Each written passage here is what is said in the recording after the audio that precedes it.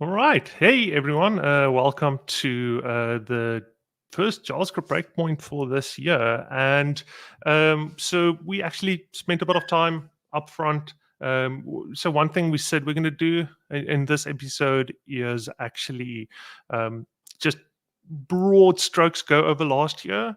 Kind of take a bit of stock in terms of big things that happened last year, and also kind of focus a bit on those same things this year, seeing like what are, I don't want to say our predictions, but our general feelings are around them. And then also just if there's time, I hope there's time, we're going to push for time for this, but I think it's also useful for us to also just take stock of kind of what our own personal goals are for this year in terms of our own journey. I'm hearing an echo.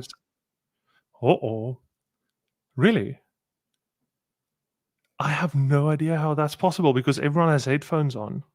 No, sorry. Turns out I had opened the YouTube tab a few hours ago. And well, it started playing. Well, there you go. You know, like we're right into it, guys. JavaScript Breakpoint, as professional as ever. Story of our lives, user error. Yeah, you know, the always professional, a gang, always professional, 110%. All right. So let's dive into it. So yeah, we kind of made this list super quickly before we started, and I think we can also just use it to kind of ground our discussion a bit, you know, because there's so much to chat about, and to just keep us a bit on track. So just very broadly speaking, I think one of the big things we saw last year and that we anticipate we're probably going to see a lot of this year as well is kind of movement in terms of the Temporal API. Mike did mention it's already in Dino. I'm actually at the point where I'm considering pulling it into with the polyfill, which is also interesting because DateFNS version 3 just came out, so there's a lot of interesting stuff there. Last year we definitely also saw a lot of stuff around signals, and you know, kind of for at some point like signals was very hyped up, and like I think it's also worthwhile chatting about, are we going to continue seeing some of that stuff going forward? I also remarked that before we started, I remarked that for me 2023 is kind of the year where at the same time HTMX kind of blew up and also didn't really gain traction at the same time. So I think it almost felt like it was so prevalent and everyone was talking about it, but yeah, like I haven't really seen anyone really use it. So and then as always, and I think we're going to have to restrain ourselves a bit when we're talking about React server components, but you know, that's a big part of last year as well, and we're probably going to start seeing hopefully some more movement in terms of that next year, whether that's a good thing or a bad thing. And yeah, and as mentioned, personal goals and so forth. So yeah, where do we dive in? Let's maybe work our way from top down. So Temporal API, have any of you guys played around with it yet? No. I've looked at the release notes for Dino, and it looks quite nice. Like the like two examples that I looked at seem like, I guess I'm so familiar with old Moment and its API, and like you mentioned, date functions. I prefer Day.js just because it's that same old API, and I guess I'm a bit stuck in my ways. I am very excited for one, just a more ergonomic API, but number two, what it allows any possible libraries on top of that, on top of a much nicer API than the existing JavaScript data implementation. So I think it's going to be great on both of those levels. I mean, Day.js, I think, or date functions is sitting at like 2 or 3 kilobytes. So I'm guessing the underlying wrapper will almost be able to disappear entirely. Skulk, I'm not sure if you're chatting. You're on mute. And the date functions library as well is very modular. So that's like if you use all of it, kind of its size.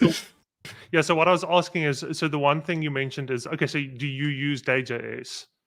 Yeah, just because it's the same API as moment. Yeah. And Xandor, that's exactly So, what I was saying. Like, I can imagine that core layer almost disappearing, and then all the cool plugins that exist for date functions to come in as a, the relative formats and all those cool, neat, nice to haves. yeah. So I've played around with the Temporal API a little bit. The one thing I really like about it, and this is so simple, but like it's such a pain point for me, is it allows you to model dates without time, which is amazing because, so like that has always been such a kind of a tricky thing for me. Like, how do I model a day? Like, do I model it as midnight, the start of the day, or do I model it as a range, from midnight this day, like the day, to midnight the next day? And is that now 2 days, or does it count as a single day? So maybe I should model it start of midnight of the day and then end a second before the next day starts. Does that count as so? Like, it's maybe like just a personal thing, but like it's always just been, I've never really had a clear idea of how do I model a day as an actual thing, as a time It feels like period. it's And not a concrete. yeah, and so what I've also done is, like I and then you also get these weird things where it's different time zones, and then because you're modeling midnight, it's so easy that if you're just like a little bit off in terms of time zone, now it's actually the day before. Um, and I do think this is one thing I really like about the new API, is there's a very clear division. It's actually two interfaces. So the one is for modeling time zone data, and the other one is for just modeling general data.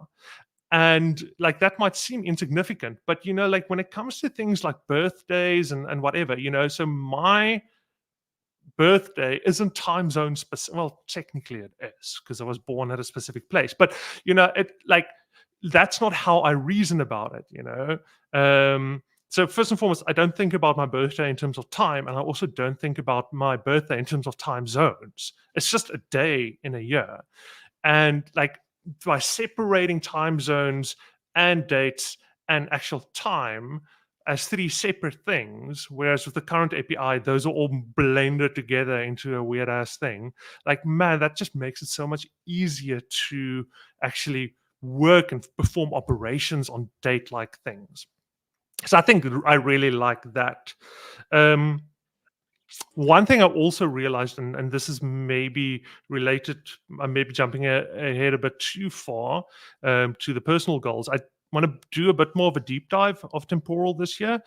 And as I started playing around with Temporal, I also realized that I actually don't understand time zones in JavaScript all that well. So that's maybe because it was hard. Like now that there's a nice API, it's much easier to see. Oh, this is me just not understanding the concept that well. Whereas previously, it was just this blob of the date like interface, and like you didn't know what was the interface or the API just being weird, and what was you not understanding how dates work or whatever. Yeah. I'm So sorry. I I think was one of you going wanted to say to something. raise Yeah.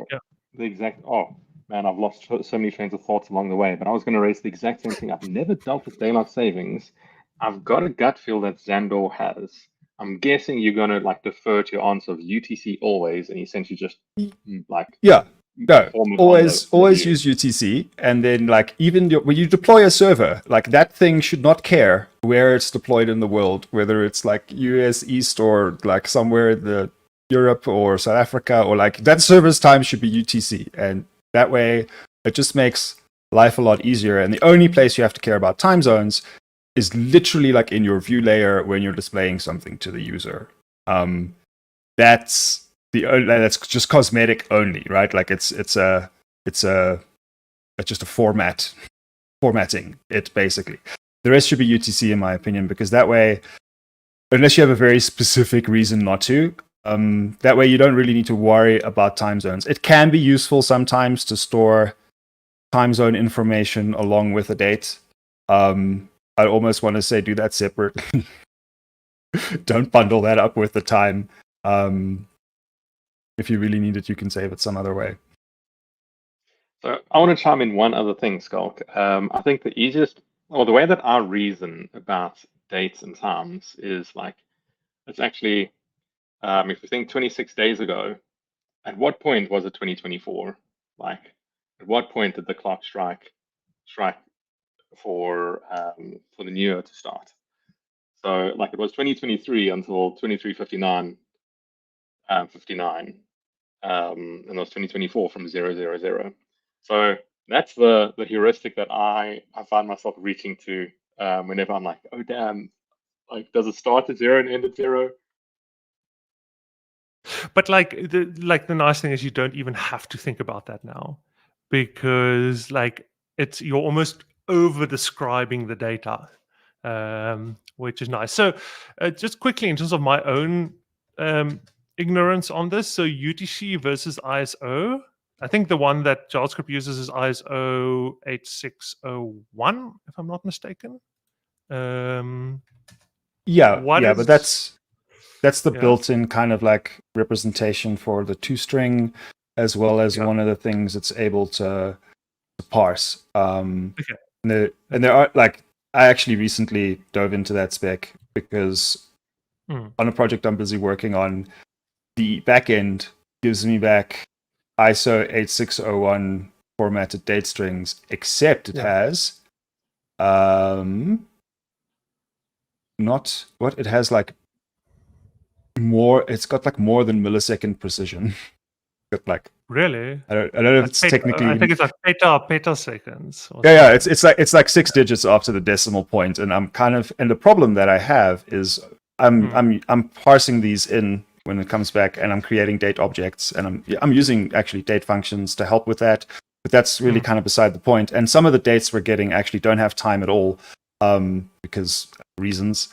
But some do, and when they do, they have that level of precision. And I think that's the thing about the temporal API. Like precision is a thing, right? Like Yeah. rather than like saying, oh, it's exactly midnight on a certain day, Yeah. when actually all you care about is the day, that's just left off. And it could be the Exactly. whole day or whatever. Like it depends on the use case. It's not specific about Yeah. that. Like if anybody remembers their science, like physics and chemistry from school, like significant figures is kind of a thing, right? Like if you multiply I a number love with Mike's lower reaction. precision with a number with higher precision, the output can only be as precise as like the lowest precision number that went into that. So I'm hoping that the temporal API has a similar kind of concept if you do manipulations. But anyways, one of the problems I have is that, I don't know, the data gets put into a form and the user may or may not edit stuff in the form, and then I cannot send it back with the same precision because that gets lost. And then sometimes the backend will come back with a 409 conflict detected error. If there's a real conflict, and then we have this like flow where the user gets to like pick their version or like their own version or our version or whatever it is to like resolve the conflicts. But that date field keeps getting a conflict at that point. It keeps being like a conflict problem. So I'm trying to like hack around this by like attaching the microsecond, like the milliseconds as like an extra property to the date objects, but I haven't quite figured it out. So maybe I should just grab a temporal polyfill because it supports like higher precision than the built-in date. Maybe that's my way out. I think I'm gonna start using it like maybe a bit. So I'll also let you guys know next week like how that goes.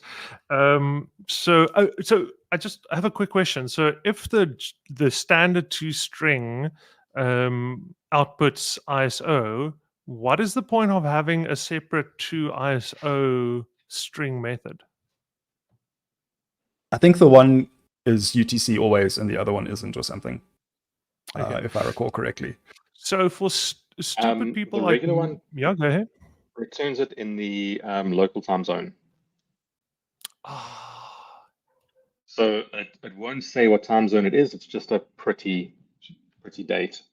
Whereas to ISO string is the one that's going to be easily passed by whatever else you're working with because it follows a standard.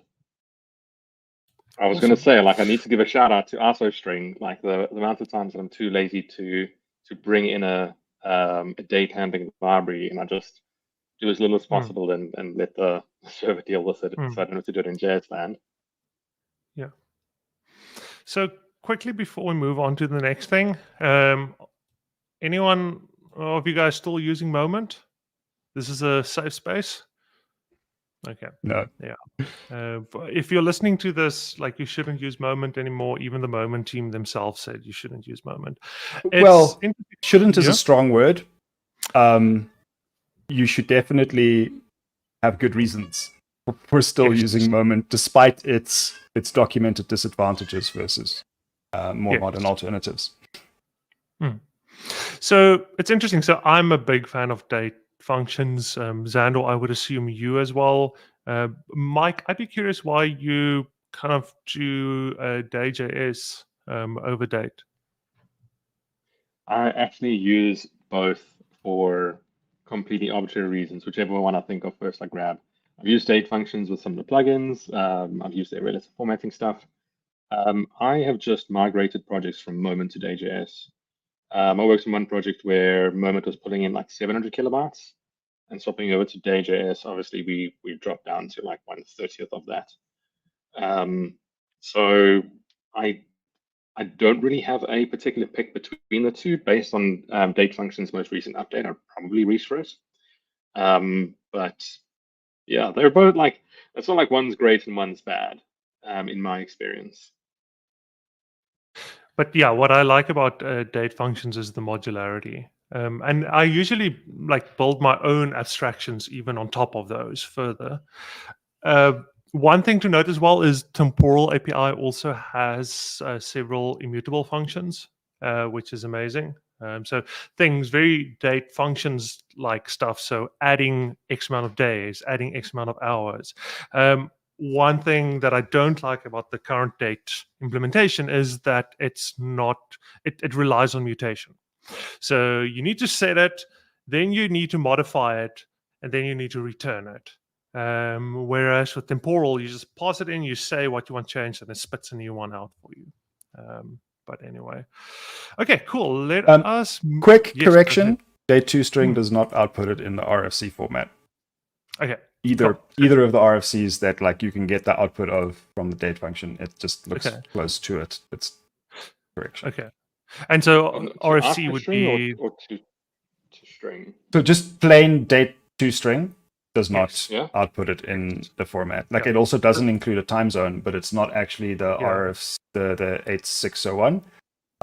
Or some of the other methods gives you an RFC 7231 output, which is a little. Anyways, two-string is neither of those. I think is what's it? It's 2 ISO string or something. But yeah. Okay. Yeah. I would say there's that 2 UTC string, which which is also a pretty formatted date. I think it's also like a UTC string or something. Is it not? Yeah. Yeah, that's the one that does RFC 7231. Okay.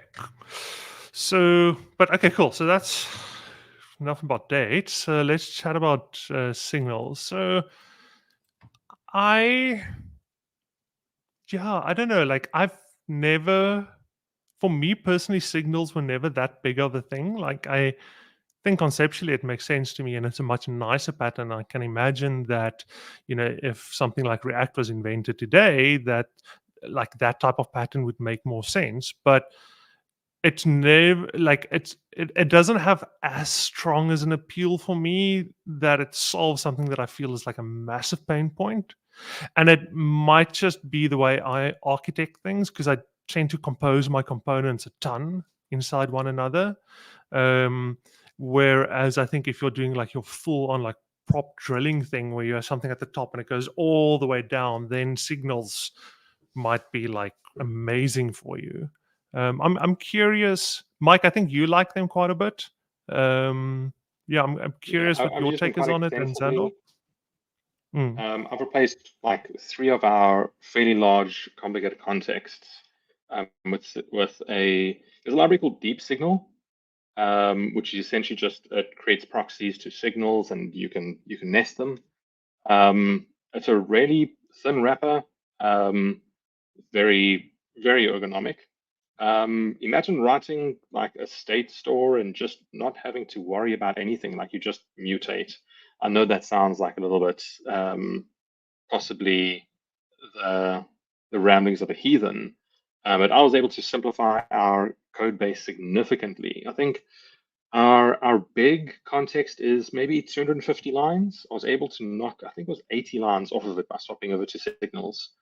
Um, it's surprisingly nice to use, and again, it just throws the idea of needing to optimize right out of the window, because each of your mutations ends up being a fine-grained reactive. It's an observable, and it only updates exactly what it needs to.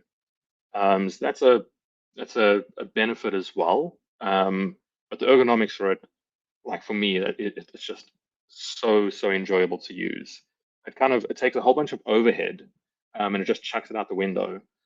Granted, there are a whole bunch of different approaches to signals. If you take a look at what's in Solid, as soon as you start working with props and stuff, it gets a little bit maybe clunky. But there are some use cases where it's really pleasant to use, and yeah, just really performance as well.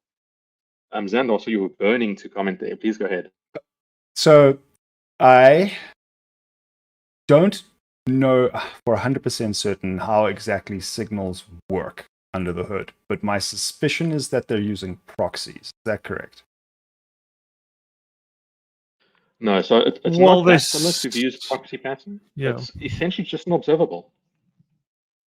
So basically, But yeah. So it's an observable, but it's so the documentation for signals though, right? Like if I go along with the thing, But also, like, big, I think it's maybe also worth adding that, you know, signals is kind of a pattern, and there's different implementations of it. So obviously, the way Angular does it, and the way Preact does it, and the way Solid does it is the implementations are different. yeah. Which, But like, I mean, yeah. it's just fine grained like PubSub basically as a pattern. It's Yes, like but that. yeah, but It's so if you at a property level, this particular property, like I'm subbing, please pub me when something changes, right? But so I basically, so forget if it's Scott. I forget if it's observable or PubSub, because in my head there is such a similar pattern. But yeah, 100%. Like I generally think like I watched one of Ryan Canadio's videos where he rewrote signals, and it's a surprisingly elegant solution. It feels like it just makes sense, and it's not a lot of code. So yeah, I don't know. Like maybe it's because I'm a fanboy, but I've become very fond of them. So reading a little bit here quickly. So it says lazy by default, only signals that are currently used somewhere are observed and updated. Disconnected signals don't affect performance, right? And the way it knows whether or not you're doing that is if you go, whatever your signal's name is, dot value. I'm talking about like a React kind of like use of it from Preact signals, right? If you do that, it knows, hey, you're accessing this thing. And if you use that in 3 components, it knows which 3 components are accessing this thing, and it will trigger re-renders for those 3 components when that value changes, right? And the way it does that, I strongly suspect, without having read the code yet, is doing proxies. And the reason I strongly suspect that is because that's what React Query does, to know which specific properties from a use query hook response, like return, you're accessing. And because all of those props, it's like a huge things, and a lot of them are changing when like the things you usually care about, which are the data, error, or the status, right? And the various derived properties of the status of the query. Like most of the time, that's what you care about. You don't necessarily care about many of the other things that are going on that may also be changing in the course of your query call. Like things like timestamp updates and a bunch of other things. And it knows whether you're accessing those or not, because what it's returning to you is a proxy object. And the proxy object has like getters and setters. And when you get a value, it's like, hey, wait, you are subscribing to this value. And only when this value changes will I trigger a re-render for that particular component, which is actually one of the reasons why, in the case of, and that's by default, like you can actually tell it explicitly, like which properties you care about, but like the default is it uses this tracking mechanism. And if you anywhere like spread that out, that's kind of like an access for every single property. So you need to be careful with doing that for that. So if you're wrapping use query hooks or whatever, I don't know, maybe you have like a way to wrap use query hooks in your application that does a whole bunch of common logic and whatever. If you do that, make sure not to spread the return value anywhere in there, because you'll effectively subscribe to all of the properties, and you'll cause a lot more re-renders than you might want. And the reason I know this is because I recently read like what Bruce Nolan's post about how modern front-end frameworks work, and one of the things that Lit does, for example, is you use that HTML tag template function, and Template literals, and one of the things it does, so it takes the string parts that the function gets given, it creates a template, a literal HTML template for that. For every instance of a component that uses that, it clones it, right? And then what it does for the it creates like a proxy object for all the kind of interpolated values, and like it does a similar kind of thing to like what Signals does basically. As a result, like when something changes, it knows like what specific thing to re-render. I happened to just read this, and I happened to read the thing about React Query because I went through all TK Dodo's posts again because he updated them for React Query 5 and I was doing an upgrade. And I had a performance problem in an app that I'm working on where there's like 30 fields and we're using Formic. We know it's basically unmaintained and we need to change, but it's a big thing at this point. And for these 30 fields, when you type, every single field like ends up re-rendering. And I memoed all the things and I was still having a performance issue. And what I ended up doing is I ended up wrapping Formic's state, right, that it kind of like uses internally. By what I did is I took that state and I put it in a Zustand store and I passed that down via the context, and the store is a stable reference. And then I used this pattern of a proxy and the tracking as an access like thing to determine when a component that was like using this context state, like when it should actually re-render. Because before that, whenever any state changed in the entire form, so like every character you type, everything was re-rendering because Formic naively passes down the state through the context, and that obviously like does an immutable update. So like the root object changes and everybody re-renders. This is different because I'm passing a stable store reference through. By wrapping that thing with a proxy, I got to keep the same API, so I didn't need to change most of my code. And instead, all the components that subscribe effectively just by using the same, hey, I want this property API, like access thing, not only re-render when the things they care about re-render. That approach is very similar to Vue, but Signals don't use proxies. I'll link you to some code. Okay. They're actually fairly straightforward. It's just subscriptions. I think we're diving into rabbit hole. How does? Please go ahead. Yeah, okay, sure. But how does like object.value create a subscription? Because I'm not normally what you do with the subscription, you're like, hey, here's a listener. Call it when something changes and let me know. So Xandor, so in most of the my understanding is that in most of the tooling, there's some compilation step, which is why you can't just pull and this is once again why I'm saying Signals is a pattern, and this is why you can't just pull Signals into React. Because I think in things like Svelte and Angular and so forth, so I think the plain JavaScript implementation like maybe uses the proxy, but I think most of the other ones, there's like some compilation magic that happens for it to figure that out. If I'm not mistaken. It just doesn't use proxies. I think Jotai is Daishikato's implementation of Signals. It's either Jotai or Valtio, I can never remember. But it's so I'm not sure if we're on the same page yet, but when you read a signal, you read it as a function. Yes. So that's the big thing. It's not about value. Yes. So the main thing, so you subscribe to a function. So it's very similar actually in the way that I use Zustand, where I pass the Zustand store around. Like I create a vanilla Zustand store and I pass that around. Actually, all my mutations I do against the plain store methods, and I put that in a hook. I only subscribe to that store at where I'm actually consuming things in the view layer, which is amazing. And I think to a certain degree that's very Signal-ish, because it is for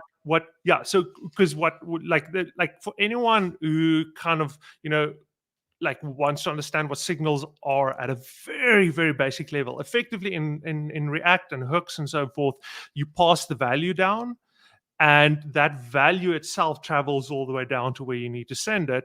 With signals, you're effectively passing the getters down. So you're passing the means to get that value. But obviously that's a bit harder in terms of figuring out when the thing changed or not. So that is where some of the compilation magic happens. But proxies is one way to do it. One thing though, I'm just curious, and we should probably move on, is I actually don't know if this is true, but one thing I have heard is that proxies, the current implementation of proxies in most browsers is very slow. So I don't know whether that plays a role. But yeah, it's just something I've heard. I don't even know. It might be completely false. Yeah, I think that may depend on like what time frame we're talking about. Like generally speaking, newer features haven't had as much time to be optimized, both in terms of developer time dedicated to them, and both also in terms of what are the actual bottlenecks in practice in the web as a whole. Like it's a bit of like a chicken and egg problem where the thing needs to be built, it then needs to be used, and then it needs to be analyzed how it's being used and I think the main thing is as well, like compared to what? Plain getters and setters? Sure, yeah. But, plain getters and setters are not nearly as powerful as proxies. So by definition, I guess, like there's a trade-off between performance and like power. But yeah, just quickly, so the ones that are using the signal pattern at the moment are Angular Solid, Preact, and Svelte has kind of signal-ish stuff. I don't think it's like So the 100% creator correct. for the guy behind Preact released signals for Preact and React. And like it goes Really? back down to this idea of it doesn't trigger Jason rerun. Miller. I can't remember if Really interesting. thanks. No, yeah, the React, like it's literally like at Preact / signals of React or something. It's a Something React package for React. Interesting, because they obviously have a compatibility layer with React as well. Okay, interesting. Yeah, so all right. One little chime in on the proxy thing. I've used it to model a tree, and I had like essentially a deep tree of nested proxies, and I didn't run into any performance issues. So like I'm with Xandor here. I think it's a situation of like they're probably fast enough for anything that we're going to use them for. Yeah. What did you say it's called? Middle tree. What? No, I modeled a tree. I just had a tree data structure. I thought it was Every some node tool. was a Oh, you modeled a tree. Yeah. Cool. Yeah. I've been wanting to do like some proxy abstraction over web components for a very long time, but that so many other things I want to do as well. Just very quickly, do you guys think there's going to be any changes, like any movement in terms of signals 2024, or do you think we've kind of reached like kind of how far it's going to propagate? No, I think it's going to be interesting, especially if you get into a situation where signals provide like a mutable kind of API that you're used to with regular mutation, but like under the hood, they take care of making immutable updates. I think that's one of the biggest pain points with reactivity systems is the fact that to make it performant at all, you have to do immutable updates. Otherwise, anytime that any checking is done to see whether something's changed, you'd have to do a deep comparison on arbitrary data structures, and it's just a non-starter. So you have to use this reference equality thing under the hood, but it's just full of gotchas, right? Like it's full of gotchas. It's really easy to forget. And sure, there's things like mutative and immer and like a bunch of libraries that can help you with that, but you have to remember to use them. Like with something like signals, they can that's baked in under the hood, and sweet. That's all you need to worry about. I think that's going to remove a big foot gun. Yeah, I like actually think my prediction would be there's going to be some movement in terms of web components and signals as a way to reasonably like manage web component state. But it may even become a bit of there's talk about trying to motivate making that or some kind of observability primitive or signals primitive part of the actual DOM standard or otherwise JavaScript standard. Yeah, so there's talk in the web component spec about something called DOM parts, which is kind of like the missing piece, because you've got like the built-in template element, and that does make creating actual DOM things relatively performant, because that's what it was literally designed to do. And cloning it is also performant, but what's not necessarily easy is to update the bits in there. Like, you basically have to just write imperative DOM mutating code to do that. And what they want is a more declarative approach, and that's what like the proposed DOM parts spec is for. And there's kind of talk about some kind of reactivity primitive that sounds a lot like signals in those circles. And that's the reason why I'm not using web components at scale at the moment, is because at some point you have to go into imperative land. There's no way of avoiding it. All right, let's talk HTMX. Interestingly enough, I've kind of read, I really find the kind of underlying literature on HTMX like super insightful, but I haven't actually used HTMX. It's something that I theoretically really enjoy, but practically I don't really enjoy working with HTMX that much. But I like, it's almost like cognitively I enjoy the concept. Does that make sense at all? Yeah, I think the simplicity, like, it is declarative, right? So that's nice, and the simplicity of it is attractive if you've been bitten by what I would call non-essential complexity, right? So there's this concept of essential complexity, which is the complexity that's inherent in the problem that you're solving. Like it's not technology specific. Like, even if you were just solving it with people talking or paper pushing or whatever, like long before the tech industry was a thing, like, if it's still complicated, that's kind of inherent complexity. And then incidental or accidental complexity is the stuff that's created by the technologies itself, and some part of that may be unavoidable, but there's a lot of it that's kind of just created by accident, by perhaps not choosing the right tools or misunderstanding the model, or leaky abstractions is often kind of like a reason for that. And I feel like the more you're theoretically capable of doing, i.e., the fewer constraints there are in your programming model, the easier it is to end up accidentally creating some incidental complexity, right?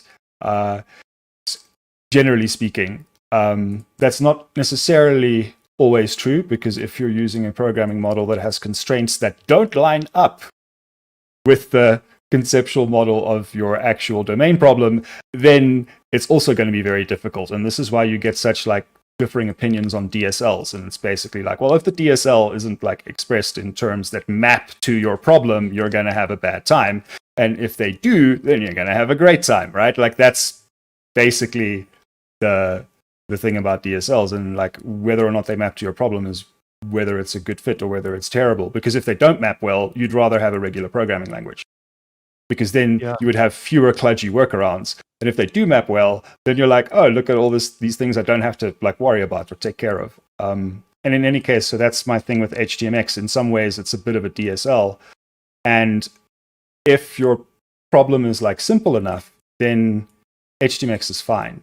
But I think there's some more advanced use cases, and in some ways, like, the richness of experience that like people have been delivering for the last few years, I think might be challenging to achieve in HTMX. Even if it's technically possible, there are a lot of kind of like failure modes that haven't necessarily been super well either trod or documented or thought out yet. Compared, this is one of those like the devil you know thing, right? Like, that's always the thing about new shiny technology.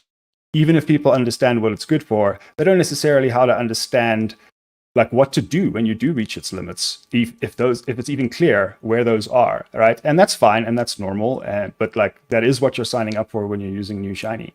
And in some ways, HTMX is like a throwback to the way we used to do things. Like imagine you had like all your logic handled by like jQuery selectors, and you used like data attributes to like hook into that. That's effectively what HTMX is. It's just relatively well thought out in terms of its API, but like, I don't know how you would necessarily do something along the lines of like maintaining a client-side cache of data and like invalidating some other state on the screen based on some interaction here. Like, It's probably possible. It's got a plugin interface, but at that point, is it like really worth it? So it depends on your use case. I do think it's interesting if you have a backend technology that outputs HTML by default and you don't want to worry about creating an API, because if you do a REST API, that can often be a bit of an awkward fit for a front-end application. Like it needs to make a whole bunch of API calls to show one screen. So the alternative, if you're still using APIs, is to use like a backend for front-end or to use GraphQL or something. And if you're just outputting raw HTML, you don't need to worry about any of that chattiness, right? And especially many REST APIs effectively don't make it easy to request just the data you need. So you end up overfetching. And as a result, if you have such an API, switching to something like HTMX can actually make it more, even though you're sending HTML, which in theory is not as terse as just plain JSON data or something. It's like, okay, but you are in that HTML encoding just the data that you actually need, not what the API can give you at a minimum. There it can be useful. However, it is a very tight coupling to a technology, tighter than using a pure client-side technology. Because that's that's why I don't like it. Like practically, I like but honestly, like I would like, I don't know, like I would say that like if you have a team that's bigger than 3 people, like I think HTMX is just gonna like make you less like productive. Because like once again, as you mentioned, like it's so tightly coupled to what comes from the server. And so I think there's a couple of things here that I think like are thoughts on my side in terms of in response to that. So yeah, as you mentioned, I think there are just some things. I find that to be the same with state machines as well, is that like there are some type of problems where state machines are like they just feel like magic. But like, and I think I definitely went through this where I solved some of those problems with state machines, and I'm like, state machines are amazing. I'm just going to use it for everything. And then at some point you realize there are certain things that are really, really, really hard to model in a state machine. And I think it's the same with HTMX. Well, yeah. Time. Oh, Or time. Sorry, hold on. I cut myself shaving this morning and I seem to have just hurt myself again. No, it's the fact that state machines don't really express time as a first-class concept, right? Like it's timeless. And when you need to start dealing with asynchronicity, it becomes a little bit more difficult. There is, by the way, a higher level Petri nets that like solve that, but it's very like abstract math. It's and an active research area. Yes. So, but like I at that point, you're trying to solve a problem with a tool that isn't really bringing much in terms of return on investment. And I do feel the same with HTMX. Like there are some things where HTMX is actually I think actually the way, like I think HTMX is actually a really good tool for like kind of, I don't know what these things are called, but like in Laravel, there's like I think it's called like Hotwire or Livewire or something. Yeah, and then like kind of the Rails stuff as well. In Rails, there's also some type of like integration between kind of interactivity and the stuff you do on the server. I think that's Hotwire and Turbo. Yes. So I actually think that HTMX is a really great tool in those spaces where you're already expressing your logic by means of the server and by means of like HTTP requests. But like if you're building something that has more like a sync engine behind it, HTMX is going to cause a lot of headaches where you're actually, most of the modeling happens on the client side, and you're literally just pushing stuff to a DB to keep it, to persist it or share it with other devices or whatever. You can think about stuff like Figma, maybe to a certain degree something like Trello as well. Or like imagine you had to send an HTTP request every time you moved a card. So yeah, I think that's my general take. If I were to summarize it, is that similar to web components, I think the discussions around HTMX are happening in the wrong spaces. Everyone's like, you should stop using React and you should start using HTMX. Like to me, those are different tools for different problems. I think like something like HTMX would be much more useful in, once again, something like Laravel, something like Rails, and so forth. Yeah. For me, the kind of contrast between something like HTMX, whether it's that itself or there's a few, Unpoly is another, and there's these kind of more lightweight JavaScript frameworks, and kind of like full blown SPAs, and the complexity that comes from that, and the complexity that's kind of inherent in UI programming in general, which is something that has been lamented for a long time, even in the 80s and time before that, when it was primarily the domain of desktop applications, is when you've got a client-side application where things really happen on the client. So it's not just like a thin client, like it's a thick client, is you're dealing with like a partial cache of server-side state, and you need to invalidate the right parts of that cache and resynchronize the right parts of that at the right time. And that is, in my opinion, the chief source of complexity for most client-side applications. And the reason for that is because most client-side applications are really just like user-friendly UIs on top of like a CRUD API. There are some exceptions, but most of the time, the bulk of the business logic is happening on the API side. What you're doing on the client side is you're allowing the user to make changes to that, but it's not like, I don't know, a browser-based Photoshop or some kind of editor where there's a lot of client-side state, and the persistence only kind of like happens when you like save something. So that's the kind of like chief source of complexity, in my opinion. And when you're using something that's really, really lightweight, you kind of don't have that as much anymore. It is in theory still possible, but like all of that happens on the server itself. And in many cases, you can kind of like just have the database layer deal with that, because it's not a long-lived piece of state that lives in a different location. The actual state and the manipulation of the state and the changes to that state all happen on the server. And that just makes, in some ways, a much easier programming model. And for many plain CRUD applications, that may actually be a great choice. You do trade off like perceived performance in terms of latency, depending on like your deployment model. But and like offline, good luck with that. But it's physically I think not it's possible. interesting. No. Yeah. With offline. I want to move on to the next thing. I just want to quickly. Mike's been frowning this whole time. I want to hear what he's got to say. So Mike, have you used HTMX before? Not at all.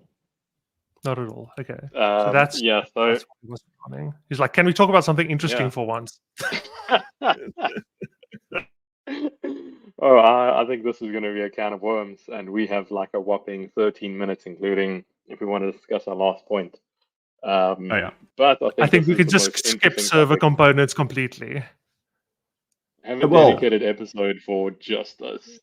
Yeah, I think there's an interesting segue to be had, just kind of in brief. And I think so server components, as well as like the move to simpler times and like lack of complexity, because one of the problems in React specifically, and also other SPA ecosystems, is that unless you had a like whole out of the box everything in the kitchen sink framework, there was a lot for you to and the industry to kind of like discover in terms of best practices, patterns, mental models for solving specific problems, and libraries that kind of adopt those mental models and then allow you to do that.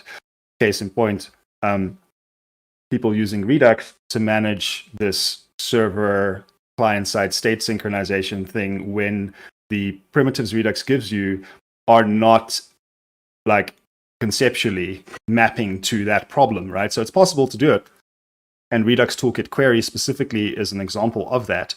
But until that was there, most people were not using Redux that way, using that kind of like ergonomic mapping of the actual interface you were using when they were using Redux for managing client-side state. And so they complained a lot about like boilerplate and bugginess and like all of this, which isn't kind of like inherently Redux's problem, because it's a client-side state manager, not a server-side state synchronization tool.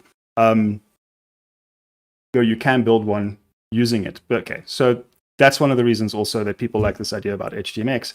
But now, so let's say you have like so the other thought is like, okay, cool. So what about all these complicated things that we have, like with React and sending so much data to the client side? And yes, if you have like a kind of like well-scoped API, like it's more performant to just send JSON, or in theory, you could choose some binary format that's even quicker over the wire and render it on the client side. But that's after you have this whole JavaScript payload that's been downloaded and parsed and like is executing all this stuff. So there can be, again, depending on your deployment model and what level of interactivity you want, benefits to having certain things be like purely server rendered and not even have to hydrate afterwards. And it's funny because I think there's a lot of parallels between server components in React and something like HTMX. Because yeah, agreed. Again, what you end up doing is you're reducing, if you're using server components, the amount of partial server state that's now living on the client and that needs to be synchronized. And that you need to worry about that complexity of that problem, because it's async distributed state that is the source of so much complexity. So if you use server components, whether it's React server components or HTMX, or like, I don't know, you're busy just printing web components like to stand it out, which, by the way, 11T is doing, and they're going to, 3.0 release coming up soon.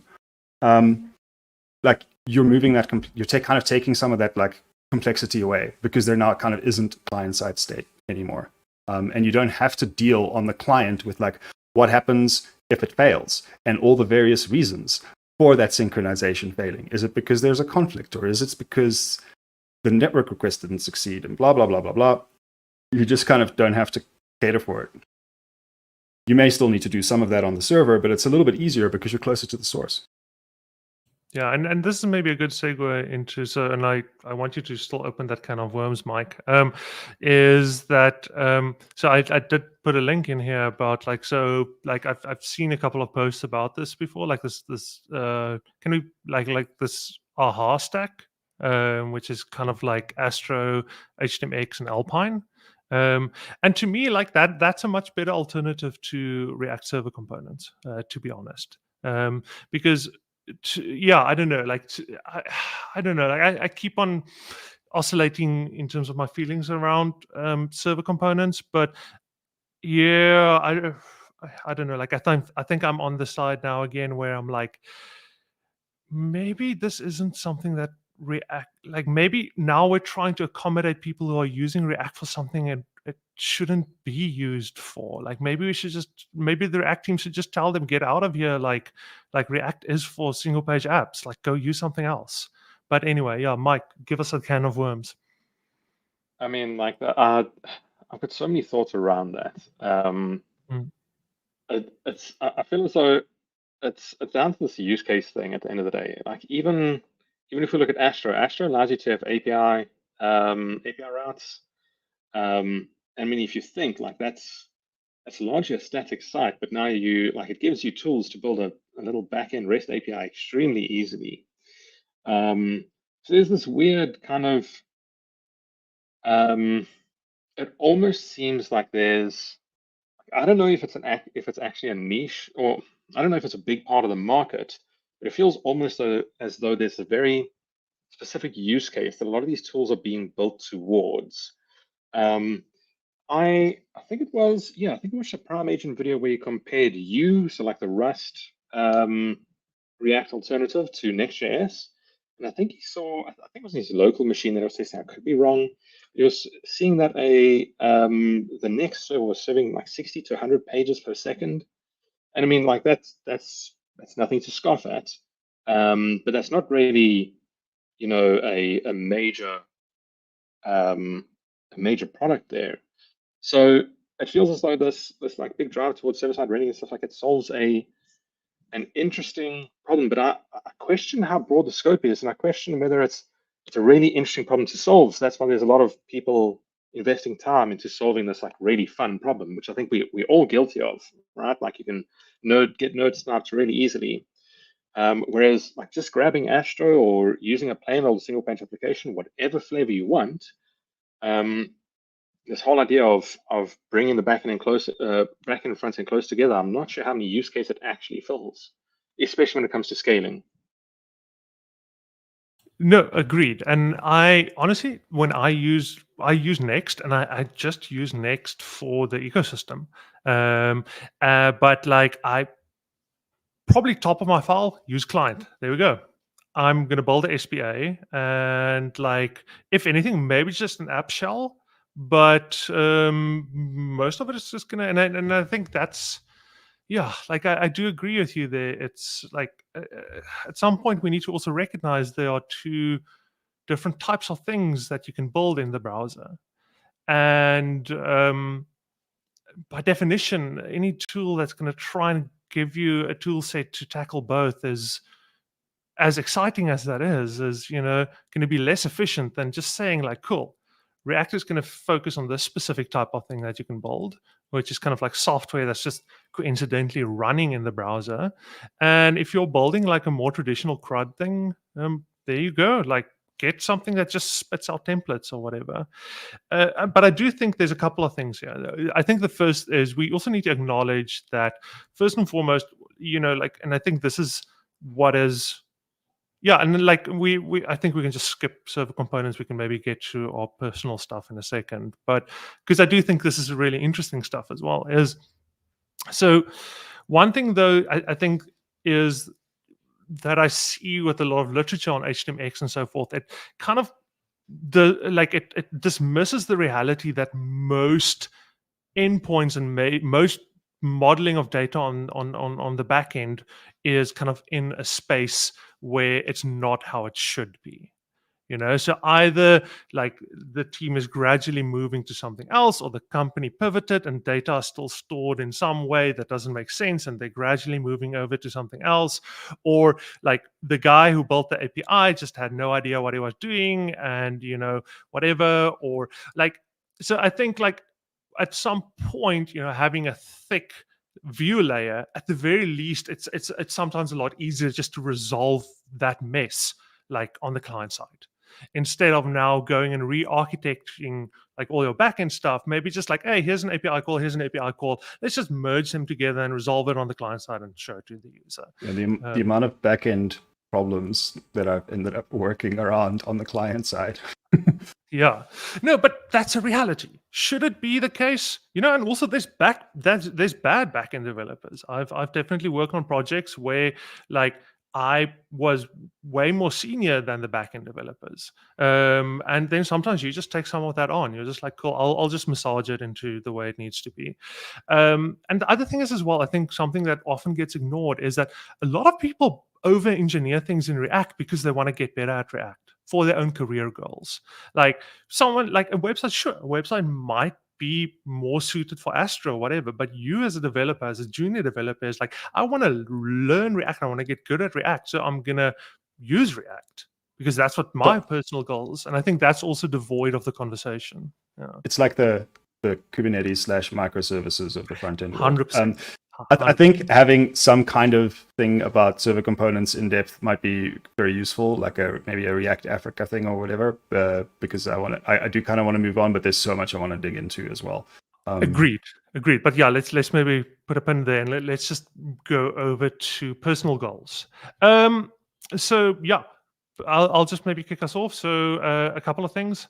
I want to really do a bit more of a deep dive into Temporal this year, and like learn and I kind of also realize I don't know that much about dates and JavaScript in general. So I really want to do a kind of a year of doing a deep dive into dates. And I'll see how far that goes. Maybe that goes as far as just understanding all the standards, understanding the history, just where does like how the computer even keeps track of time, and all of that stuff. So we'll see how deep that deep dive goes. So this is going to be 2024 is going to be the year of dates for me. And then also I kind of also set myself the goal, if I actually want to build like some reasonable like biggish thing in Angular. I do think Angular is very underrepresented in the world of front end, and also it's probably the one that I have the least experience with. So I'm just curious, like actually, even if I'm like, this sucks, I hate this, I hate this is the worst thing ever. I want to like set myself the goal of building something large-ish in Angular, just because I think like there's a lot of insight that you can also just gain from seeing different solutions to problems, even if you don't necessarily think that's the best solution. Yeah, so this is the year that I go deep dive in time, and also the year Skulko's Angular hashtag. Yeah, so those are my goals. Mike or Xandor, let's maybe start with you. I'm curious what your personal goals are for this year. So to me, it feels like we're entering a bit of a post-React era where I don't think React is going to become irrelevant. I still think it's going to be a massive player. I think things like server components, where I definitely think there's still a few APIs snags that need to be sorted out, as well as things like React Forget, are going to definitely still have a big impact. And I think it's going to be a good choice for many reasons, because at the same time, people are kind of like fatigued of all the React complexity. We're also starting to really have a more kind of like mainstream awareness of what the right patterns are. Like if you had like asked the average React developer, have you heard of React Query like 2 years ago, they would have been like, what? and it had been around for a while, right? Like it wasn't like a new thing. And had all those developers known about React Query, and more specifically than React Query as a library, had they known that their chief problem was this kind of like client-server state synchronization thing, and that they needed to solve that problem using abstractions that map to the kind of essential concepts in that problem space. Had they known that, I think there would have been a lot less kind of like gnashing of teeth about the complexity that React brings. And so on the other hand, that's also becoming more of a thing. And I think it's going to be less likely that the average project that gets started in React is going to like make the same mistakes that have been made in the past. I say less likely. I definitely think it's still going to happen. But I think it's less likely. So that's a bit of a post-React era where I think Svelte is getting a lot of airtime. Solid.js is also quite interesting. Incidentally, it's more like React than Svelte is. So if you really like React, check out Solid. And as well as like HTMX and these other kind of like server-side-ish kind of like front-end frameworks. Another thing that I think is going to have a big moment is web components. I think it's finally solved some of its problems. Its API is still not great, right? Like writing raw web components is probably not as ergonomic as you would like it to be. But the two big issues that kept me from really trying web components in anger were, one, declarative shadow DOM, or rather a lack of a way to server-side render shadow DOM, right? Like you could server-side render web components, but not like not if you were using shadow DOM. The second, you can't serialize it. Yeah, well, you can now with declarative shadow DOM, right? So, and support for that is like improving quite a lot. Like if you okay with the whole idea of baseline, just baseline browser support, like a thing, you might have seen it on MDN sometimes. According to that, it's effectively, I think, ready to use. And the second thing is accessibility. So web components had struggles with accessibility in the sense that if you wanted to make custom form components, like they wouldn't necessarily integrate with the general form logic. And there's now something called attach element internals, which does help bridge that gap in like 99% of cases. And that's really, really interesting to me. So it's still not like we have like a fully fledged accessibility object model API where you could like, I don't know, draw everything in Canvas and then expose some accessibility API for whatever you've got on the screen. That's not there yet. So sorry, Flutter. But but if you're using this attach element internals thing, you're able to like wrap up like a whole bunch of stuff inside like your shadow DOM or whatever you want inside your custom element. Like let's say a label, and like think of like for example, a material UI kind of like text field that has a whole bunch of stuff inside it. It's got like the possibility of having pre and post icons, and it's got a label, and it's got helper text, and blah, blah, blah, blah, blah, blah, blah. So you could create a web component version of that, and by using attach element internals, like you could tell the browser, oh, we're in an invalid state. And I kid you not, you can suddenly in the light DOM use like : invalid, and then whatever selector will match your custom element to style it when it's invalid. as well as the accessibility stuff. And that for me was kind of like Yeah. the last two hurdles, and those have come and gone. So together with understanding more about signals, possibly like DOM parts, there's the navigation API that's like looking really good. Honestly, it's looking to me like we may not need JavaScript frameworks other than to perhaps manage state for a long, like at some point. I'm excited about web components, and I really want to kind of like play around with them. So I just want to ask you that last part that you mentioned, is that only possible now because Apple has finally gotten their crap together when it comes to making a decision about extending like existing elements? Did they make a decision? Guys, The last time I looked. Thanks so much. Cheers, Mike. Sorry, man. Jeez, sorry. Well, there we go. The last time I looked at the GitHub issue on the spec for that, I seem to recall they hadn't like agreed to do it. Have they changed their mind? No, but I think they're less on the fence now. So at the very least, I think they're leaning a bit to the side of saying like we might possibly. Yeah, I think it's a terrible idea to do it. So it breaks the open-close principle of inheritance. So as soon as you do that, it locks you into not being able to change or extend as a browser developer or as a spec developer the functionality of, let's say, an input element, for example, or a button.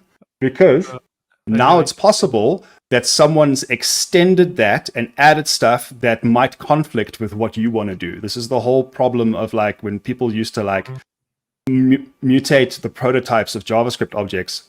New tools did that a lot. Like that whole problem, right? Smoosh.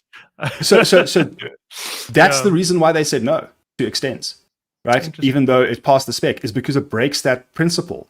And that means like it makes the web not extendable anymore. It breaks the possibility of extending it while maintaining backwards compatibility with what's already out there. You're basically, if you wanted to do that, at that point, to do it safely, you'd have to create a completely new HTML element and DOM interface for this new thing that is exactly the same as what you had, but has like a new property.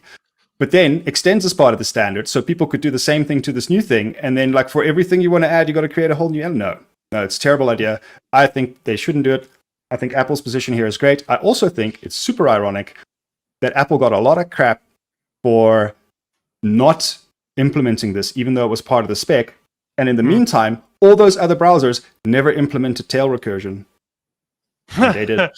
Yeah, but like I think which is a lot less problematic. Like the literal 1 point people have is that like, oh, it might make debugging more difficult because you're reusing stack frames. So a stack trace obviously is not going to have like the iterations up until the problem occurred like as part of it. And I'm like, yes, that's the same thing as when you use a while loop.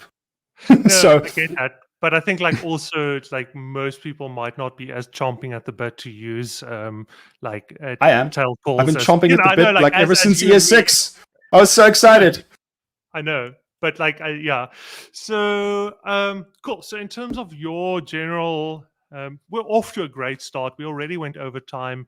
We didn't even get to Mike's personal goals. I do feel really bad about that. No, it comes with the territory. You can't say we're going to have a free-form discussion and then also say we have to get to these things. So if you were to summarize your own kind of personal goals, what would they be? Like just play around with other tools. Yeah, play around with other tools. So like being aware that there's going to be a bit of a post-React era and like things are like shaping up and being mature and like reasonable there. So playing around more with other tools, web components, and kind of like close to the actual platform in general, rather than using abstractions over that. The second thing is, I think Rust is starting to become more and more important, especially in the tooling space. Like it's becoming more and more common that like web tooling is built in Rust for like its performance reasons and so on and so forth. But also, I think it's a great choice because Rust's integration with WebAssembly is obviously kind of like first class out of all the compiled languages out there. And that is like, that's not necessarily going to, I don't think that's going to be super relevant like in 2024.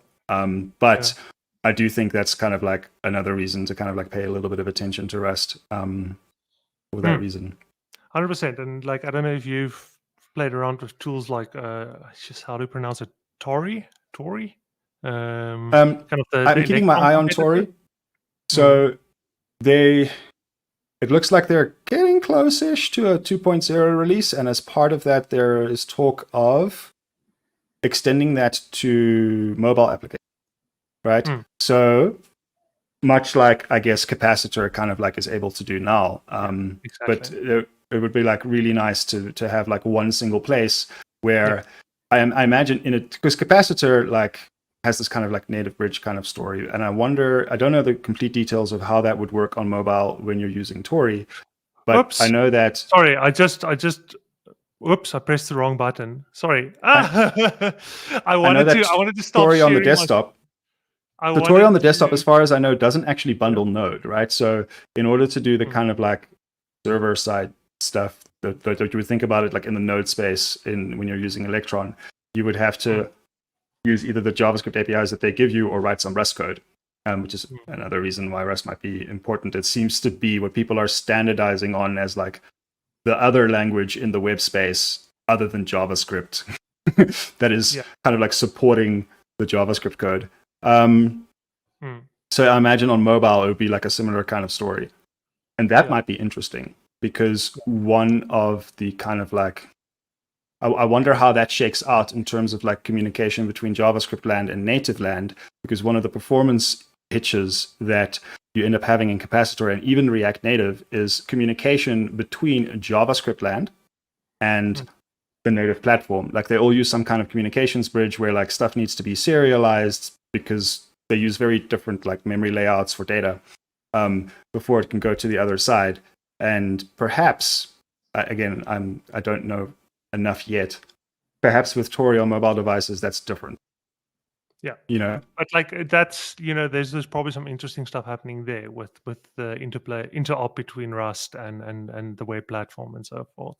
Yeah, sorry, for a second there I wanted to stop sharing my screen and I thought I ended the stream. No. It turns out that we're actually still going. But yeah, cool. All right, this was great. I think very much as we usually do. I think we just like bit off way too much, and we just didn't get nearly enough time to cover all of it. But yeah, then we'll chat again in Feb, and I think maybe then we can do a bit of a more deeper look at server components and stuff as well. Yeah. So, perhaps slightly off topic for this thing, but I wonder if that's appropriate for JavaScript Breakpoint. Yeah, because possibly it might even be worth doing that as an actual dedicated like Fetsa like talk thing, panel thing. Yeah, 100%. Yeah, cool, awesome. But like then we'll catch up again in Feb with some more JavaScript Breakpoint news. All right, cool. Cheers, everyone. Thanks for watching, everyone. Bye-bye. Bye.